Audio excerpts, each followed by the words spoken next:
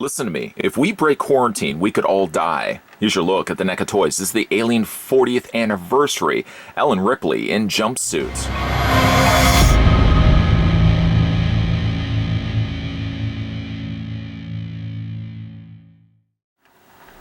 In a remote region of the galaxy, the United States space tug Nostromo, carrying a cargo of mineral ore, makes its return journey to Earth. The ship's crew, 5 men, 2 women, and a cat, are awakened from their hypersleep chamber when Mother, the onboard computer, monitors a strained transmission according to the company law. The crew must investigate any signal indicating possible intelligent life.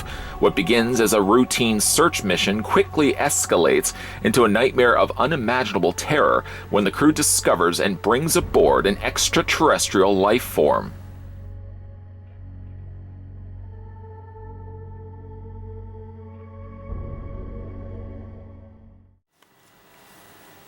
Before we get a closer look at Ellen Ripley, the first thing we're going to do is figure out how tall the figure stands. And while I'm doing this, I'd like to send out a big thank you to the folks over at NECA who provided the sample that we're having a look at in this review. Ellen Ripley should be available right now through various online and retail stores. So if you're in the market of picking this one up for yourself, as I said, I believe she is available right now. According to my tape measure, you're looking at Ellen Ripley, at least here in her jumpsuit, standing at 7 inches exactly. And switching that to centimeters, then you're looking at the figure one more time, there we go. Then you're looking at the figure standing 17.8 centimeters tall.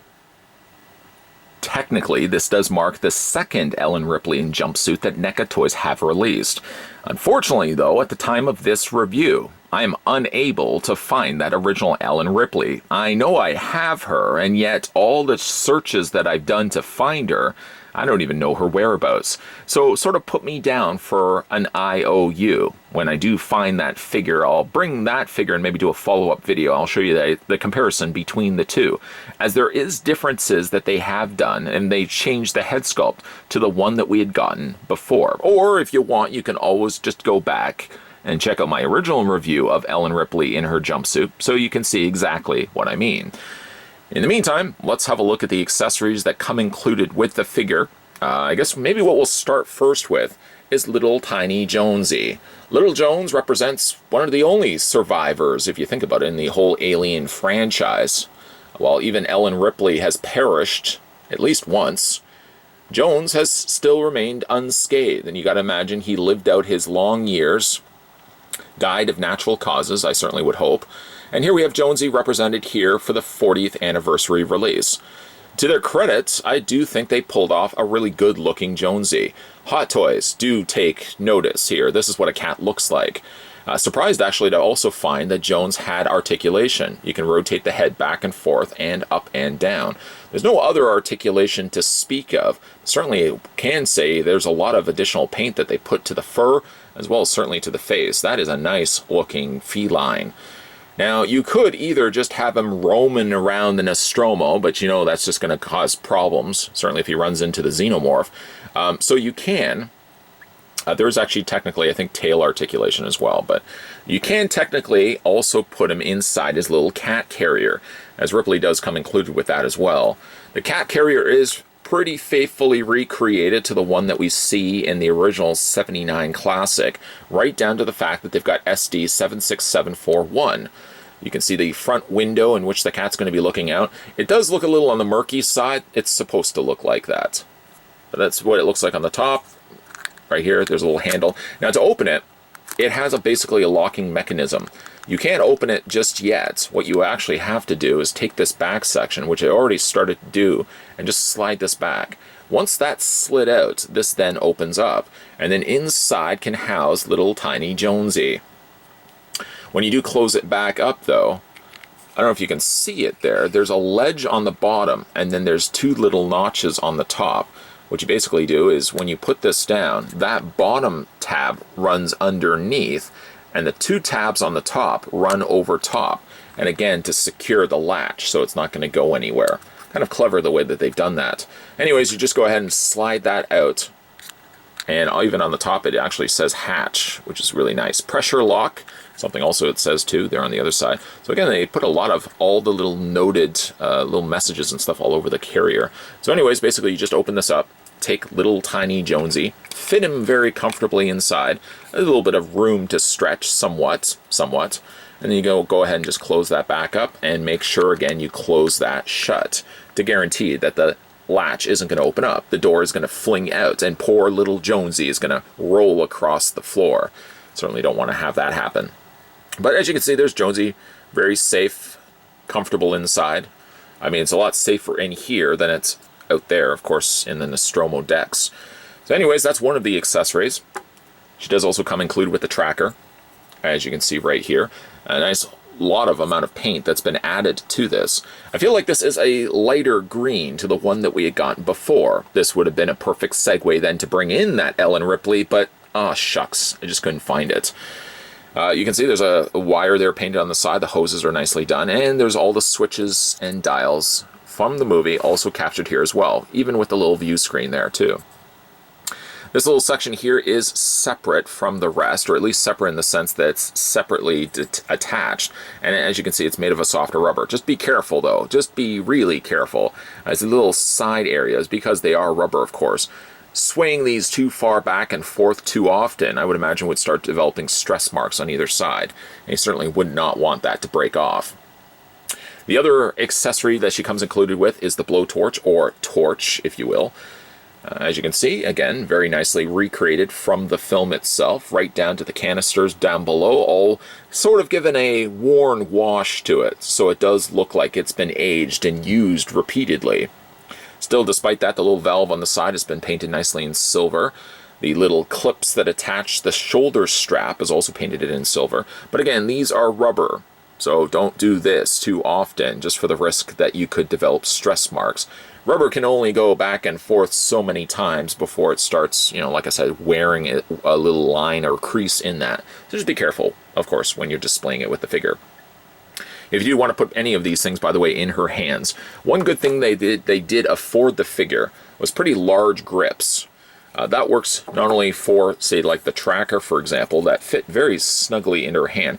Snugly is probably not even the best of words to be using. I mean, like the tracker sort of just sits on her fingers on this one hand and sort of does almost the same thing. A little bit better, I feel, on this hand.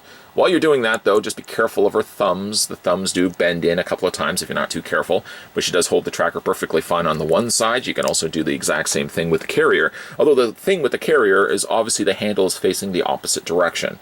So instead of that, you sort of have to have her just kind of holding the end of it and kind of carrying it this way.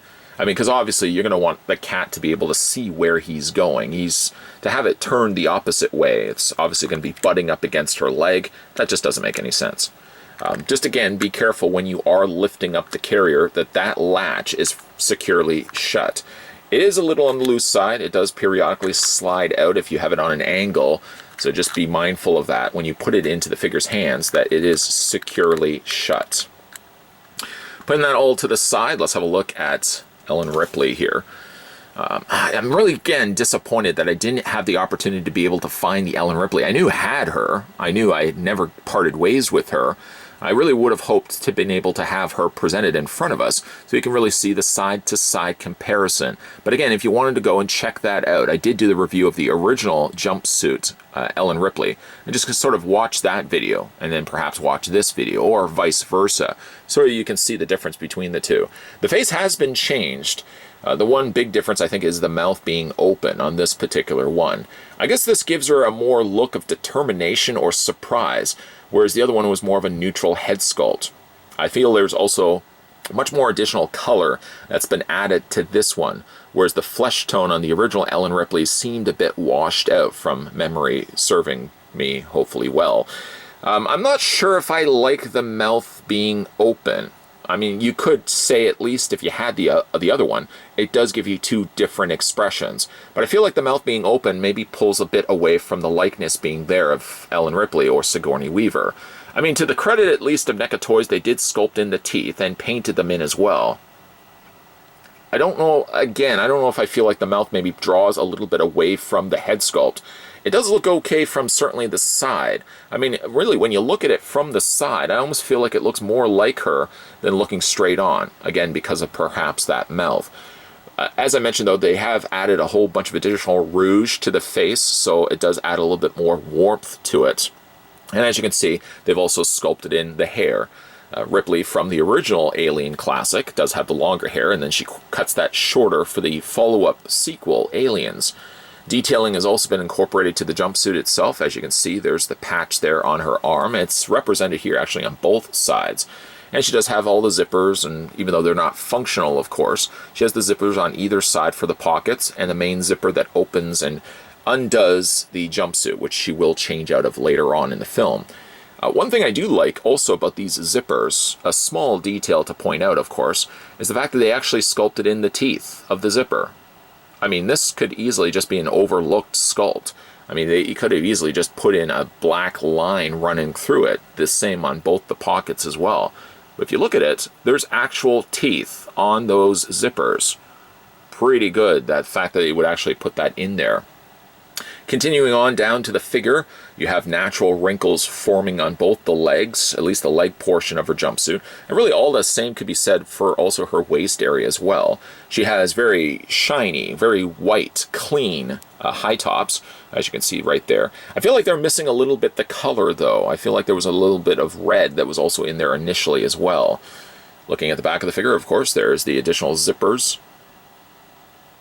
I just really love this. I mean, you really have to stop for a second every once in a while and just admire the fact that there's an artist working behind the scenes that decided whereabouts wrinkles should be on things like a jumpsuit, wrinkles on like the rolled up sleeves, for example, or even where the hair should be placed on the back of the figure's head. So really, again, nice job done for this particular release of Ellen Ripley. The pros are certainly the color scheme. I feel like, again, that warmer color scheme works better for the figure. I do remember like the original Ripley being slightly more paler, so I think that it works better. It makes her look a little bit more living and breathing by adding the warmth to her cheeks and the areas around her face and chin. Still not sure, again, about the mouth, but not terrible, not a bad-looking head sculpt. I would have liked to see what this same head sculpt with this same paint scheme would have looked like, perhaps with the closed mouth that the original Ellen Ripley had. Articulation on the figure, though, the head rotates all the way around.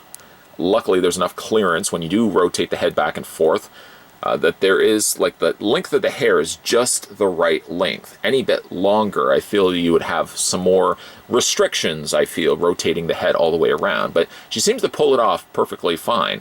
The head moves up. The head rocks back and forth. You can move the arms out. Not quite at a 90-degree bend, but what's that? That's about a 75-degree bend, give or take a degree.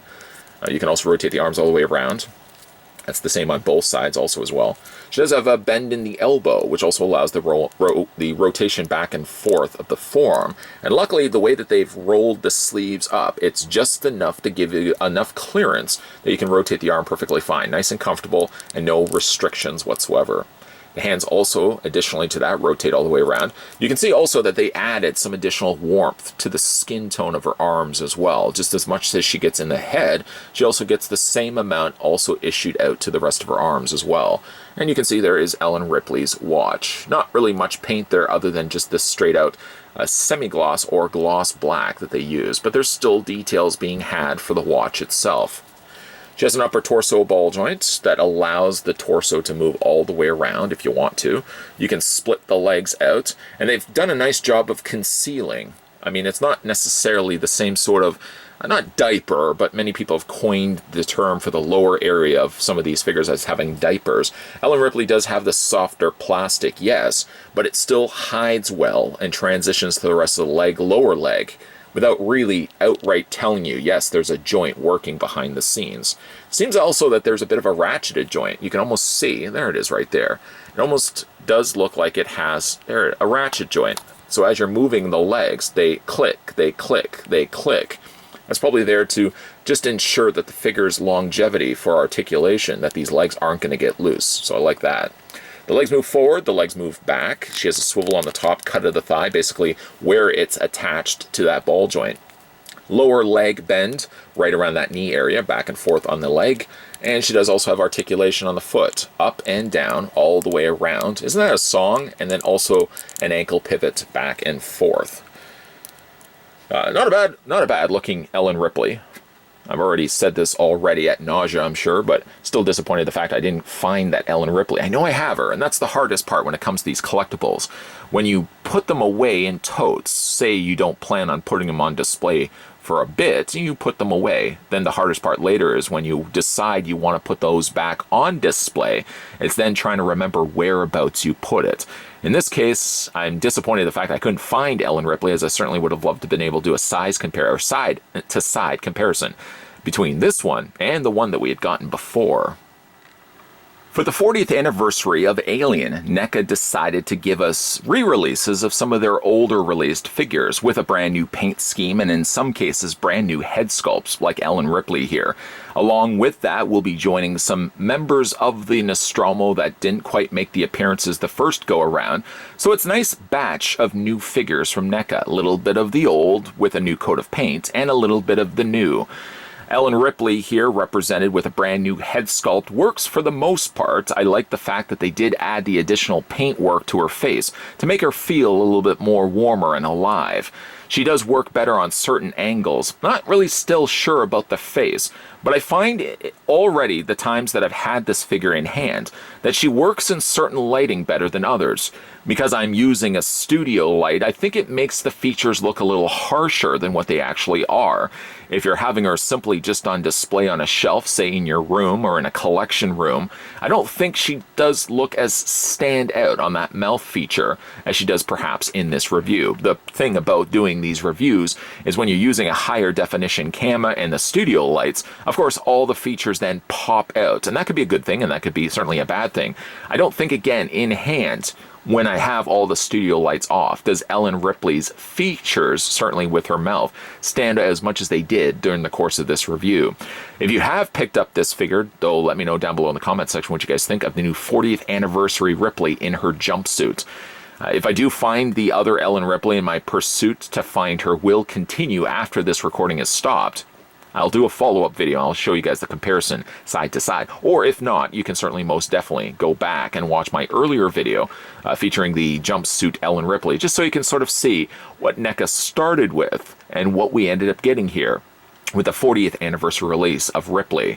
If you're new to the channel and liking the content that you're seeing, consider the idea of hitting that subscribe button down below. Consider also the idea of turning on that bell notification and staying tuned, because there's going to be definitely a lot of videos coming your way. We're also going to be having a look, thanks again to the folks at NECA for sending these my way. We're going to also be looking at the rest of the first wave of Alien 40th anniversary figures. So if you're a big fan of Alien figures, certainly keep your peepers peeled to this channel Monday to Friday, 12 p.m. and 2 p.m. Eastern Standard Time, because that's when new videos will be popping up.